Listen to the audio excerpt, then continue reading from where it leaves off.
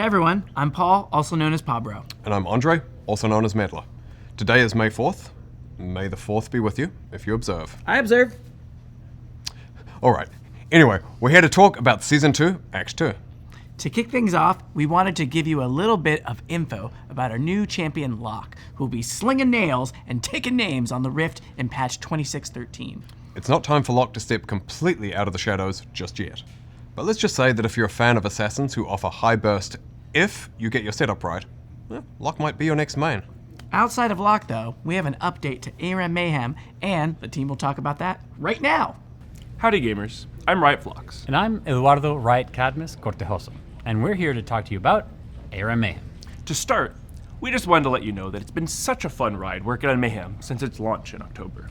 You've all been playing a ton, and we've had a lot of fun watching your highlights, like being the tiniest little Twitch and living your ultimate rat life. We're also working on some planned updates for 2026 right now, and have just started talking about what 2027 could look like as well.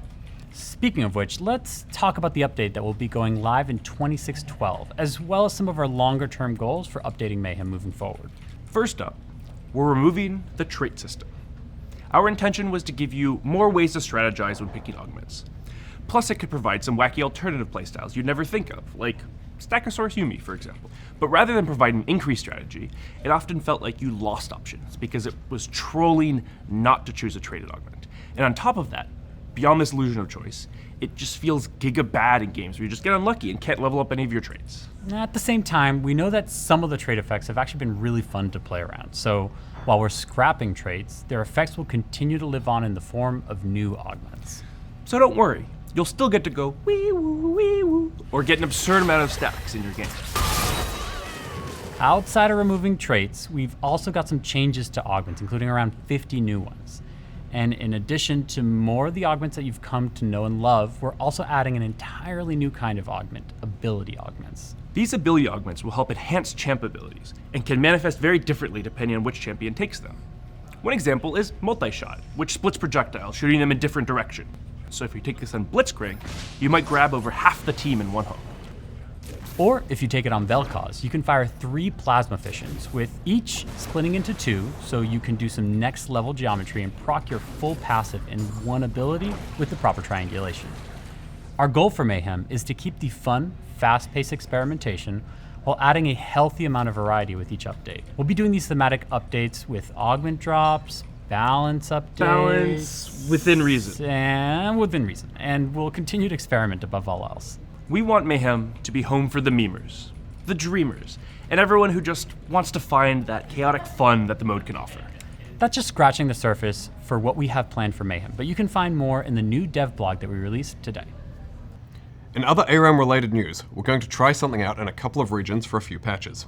It's a thing you can buy for 1350 RP called ARAM Wardrobe. It lasts for 30 days and lets you use most epic tier and below skins, released before 2026, in ARAM and ARAM Mayhem. We'll be testing in Oceania and Brazil, so let us know what you think, whether you get the chance to try it out or if you just have questions and thoughts. Okay, speaking of skins, you know what Season 2 really needs, Andre? I'm sure I have no idea what you're going to suggest, Paul. Demons! At the beach. Hui, Brand, and Prestige LeBlanc will be coming out in the Sinful Shores skin line in patch 26.12. And after that, we'll have High Noon skins for Akshan and Locke, as well as Broken Covenant skins for Aurora, Shen, and Jin, who will be our MSI RevShare skin. Then in July, we'll have the 2025 World's Winners skins, and our Victoria skin for Season 2 will be everyone's favorite knife cat, Rengar. Alright, shifting gears a bit, we want to talk about a new, old, experimental rank queue that we're trying out.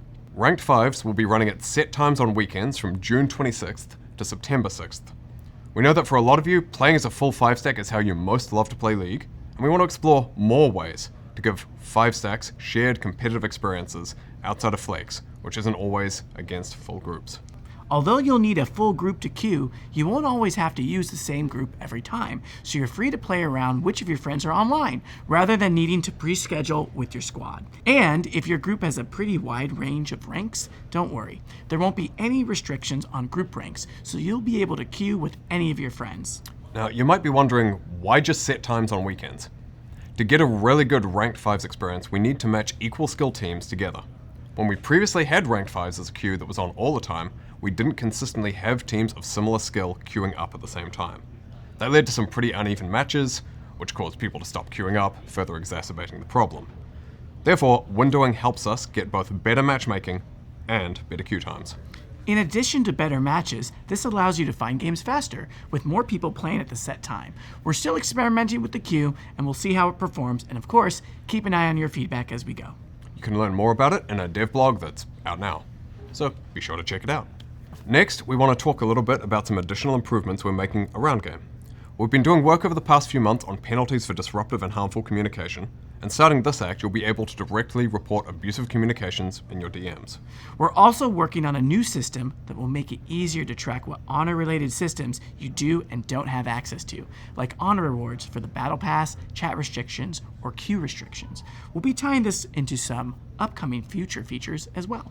And finally, before we go, we wanted to talk a little bit about MSI. MSI will take place in Daejeon, South Korea at the Daejeon Convention Center 2 from June 28th through July 12th. It'll be broken down into 2 stages, play-ins from June 28th to July 1st, and brackets from July 3rd through 6th and July 8th through 12th, with the finals taking place on July 12th. Play-ins will use a 4-team double elimination format, after which the top team in each group will qualify for brackets. The 7 teams that skip play-ins are the first seed from each region, as well as BLG, who of course won first stand in Brazil earlier this year. If you're attending in person, keep an eye out for some of the dev team who will be attending the Fan Festa. Be sure to come on over and say hey.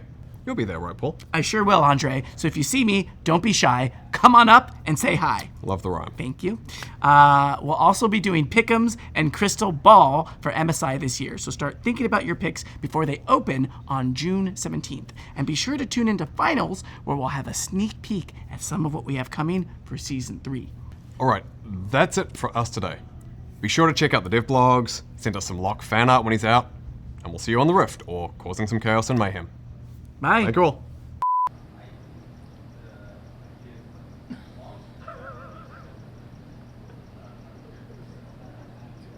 Okay.